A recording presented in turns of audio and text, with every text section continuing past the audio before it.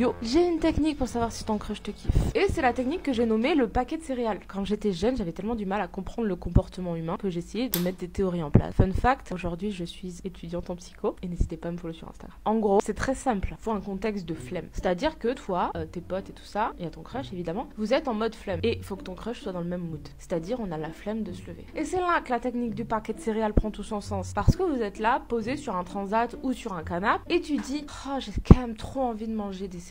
Ça peut être, j'ai trop envie de boire de l'eau. C'est censé être un truc qui fait chier, que lui n'a pas besoin. Tellement manger des céréales. Et lui il va dire ah ouais et tout. Alors déjà s'il dit pas ouais c'est foutu. Ah t'as vu il y a le paquet là-bas, tu voudrais pas aller me le chercher s'il te plaît. Logiquement au début il va dire oh la flemme et tout, je voudrais ça. Si la personne bouge son cul de son canapé, de son transat pour aller te chercher un putain de paquet de céréales pour rien, c'est que ton crush te kiffe. S'il te dit flemme, t'as qu'à lever ton gros cul, peut-être qu'il te kiffe mais ça reste un connard. Est-ce que t'as envie de passer toute ta vie en connard? Non. Les femmes veulent voir si leur crush les kiffe. Tout au long de votre relation avec une femme, vous serez testé. Elle peut vous tester n'importe quand, de n'importe quelle manière, n'importe où. C'est dans leur nature de se poser des questions, de cogiter à propos de leurs relations amoureuses. Parfois, elles vont même vous tester sans l'avoir prémédité. Des fois, même sans en avoir conscience. On appelle ça des shit tests. Là, c'est pas un shit test, c'est un test volontaire qu'elle demande aux femmes de faire. Si votre copine vous demande ce genre de choses, c'est-à-dire vous êtes dans un canapé, en train de regarder un film, par exemple, et elle vous dit s'il te plaît, est-ce que tu pourrais aller me chercher une bouteille d'eau et tout. Vous répondez non. Vous répondez non tranquillement, c'est-à-dire vous répondez non très naturellement. Si vous le dites bien, même, elle va rigoler. Okay. Est-ce que tu peux... Bien sûr que non. C'est pas le fait de dire non pour le plaisir. Vous dites pas non pour le plaisir. C'est pas... Il faut pas dire non tout le temps. Vous dites non, surtout quand vous pensez que c'est bien de dire non. Vous devez le dire d'une telle manière, elle doit sentir que la question ne se posait même pas. Parce que c'est elle qui a dit quelque chose d'étrange en posant cette question. Il est important que votre copine ou que votre conjointe sente que vous pouvez dire non, que vous êtes susceptible de dire non, que vous pouvez vous le permettre. Vous dites non et vous vous en fichez totalement de la manière dont elle pourrait réagir. Okay. Elle doit sentir que vous ne ressentez pas la moindre pression quand elle vous demande quelque chose. Lorsque vous ne voulez pas faire quelque chose, dites-le simplement. Lorsque quelque chose vous pose problème, faites-le savoir, sans hésitation. Ne vous mettez surtout pas à obéir parce que vous auriez peur des conséquences. Si vous vous mettez à obtempérer sous la pression, son attirance pour vous va diminuer immédiatement. Son attirance pour vous va fondre comme neige. Plus généralement, ne faites que ce que vous pensez bon de faire. Suivez vos convictions. Suivez vos certitudes. Ce n'est pas qu'elle n'a pas son mot à dire. Elle peut vous dire ce qu'elle pense et tout. Si elle donne de bons arguments, elle peut vous faire changer d'avis parce que vous avez trouvé ça logique. Okay. Mais ne vous mettez pas à vous soumettre à elle parce que vous auriez peur de comment elle va réagir. Vous ne devez pas avoir peur de sa réaction. Si elle veut s'en aller, qu'elle s'en aille. Si elle ne veut pas vous suivre, la porte est ouverte. D'autre part, elle pose la question, est-ce que votre crush vous kiffe? Okay. Est-ce que votre mec vous aime?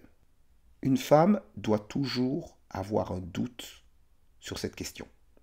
Une femme doit toujours, quelque part, se demander, est-ce qu'il m'aime? Est-ce qu'il va me donner tout son engagement? Est-ce qu'il va le faire? Est-ce qu'il est totalement amoureux de moi? Elle doit cogiter là-dessus. C'est lorsqu'elle ne se pose plus cette question qu'il y a un problème. Elle ne doit absolument pas le prendre pour acquis. D'ailleurs, elle le dit ce qu'est un homme qui aime une femme. Dans sa bouche, un homme qui aime une femme, c'est un homme qui se comporte en servant. Et vous entendrez souvent ça dans cette société, ce sera souvent sous-entendu qu'un homme qui se comporte bien est un homme qui se comporte en servant. Un homme qui se comporte bien est un homme qui fait ce que sa femme demande, qui fait ce que sa femme dit. Et beaucoup d'hommes suivent cette injonction. Erreur grave. À la fin, elle demande, est-ce que vous préférez rester avec un connard? Elle demande ça. Absolument. Absolument.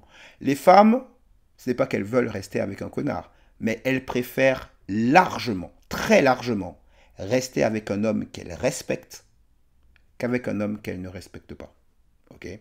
Elles préfèrent largement rester avec un homme qu'elles respectent qu'un homme qu'elles considèrent comme inférieur à elles. Je fais partie des filles qui veulent le meilleur pour elles-mêmes. Je m'emmène en vacances. toute seule. Je n'ai pas peur de manger au resto toute seule. Ça me dérange pas de profiter toute seule. Je m'offre toujours le meilleur toute seule. Donc si tu veux rentrer dans ma vie, réfléchis à ce que tu peux m'apporter de plus. Non merci, ça va aller. Merci. Ne dealez pas avec ce genre de femme.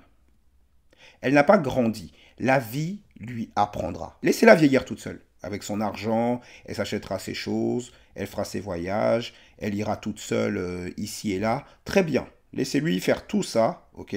Et avec cet argent, ça tombe très bien. Hein. Si elle a de l'argent, ça tombe très bien. Elle pourra préparer le budget pour acheter la dizaine de chats avec qui elle vivra. Même 10 ne suffiront pas pour compenser tout le vide qu'elle va ressentir avec la solitude qui l'attend.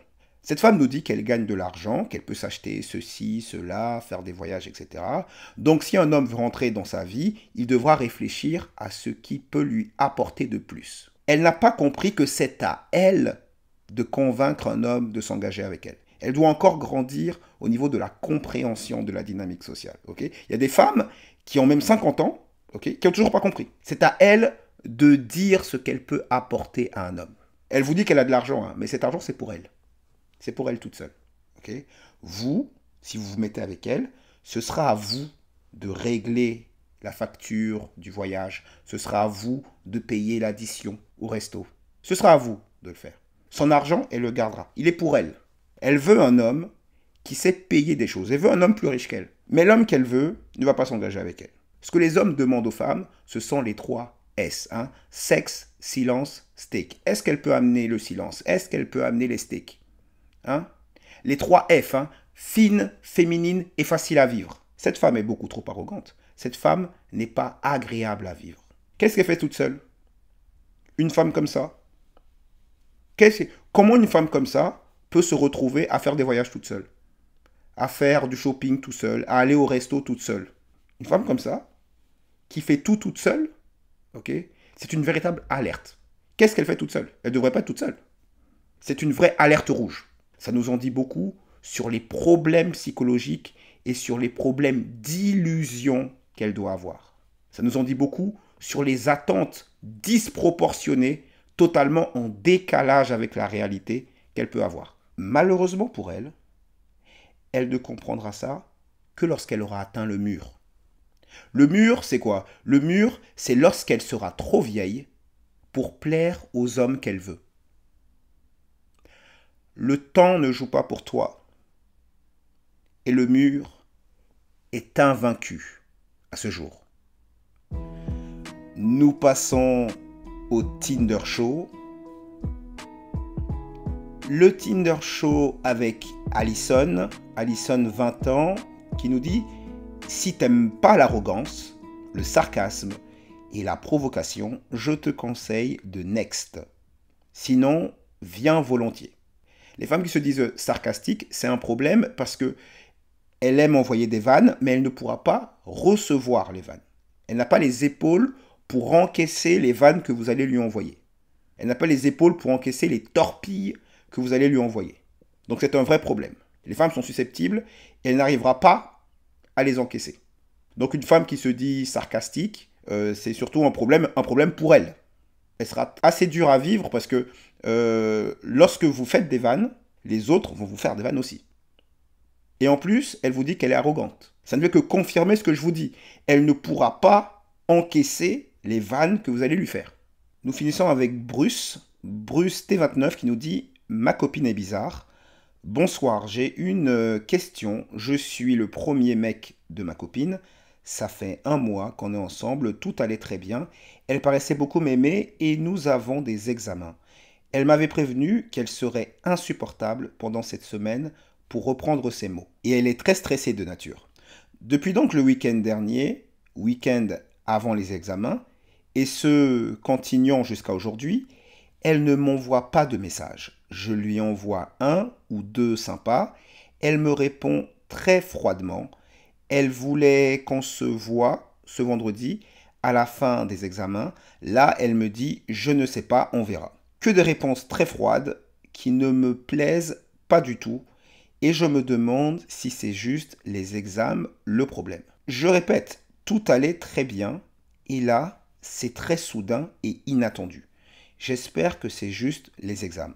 Mais je me dis que envoyer 1 ou 2 messages à son copain pour prendre des nouvelles ou au moins être sympa quand je lui en envoie, c'est la moindre des choses. Merci de vos avis. Alors, lorsque votre copine ne vous donne plus signe de vie, elle ne vous envoie pas de message, elle ne vous appelle pas, elle ne répond pas aux messages que vous envoyez, passez à autre chose. Passez à autre chose. Ce n'est pas à vous de vous préoccuper du bon déroulement de la relation. Ce n'est pas à vous de vous préoccuper de l'engagement. C'est à elle. Si jamais elle ne veut plus vous répondre, passez à autre chose. Ok? Passez à autre chose. Allez parler à d'autres filles, faites autre chose. Soit elle veut vraiment plus vous parler, donc c'est fini. Soit c'est pas le cas, et vous allez voir, elle va revenir. Elle va revenir, et cette fois, elle va revenir en vous respectant.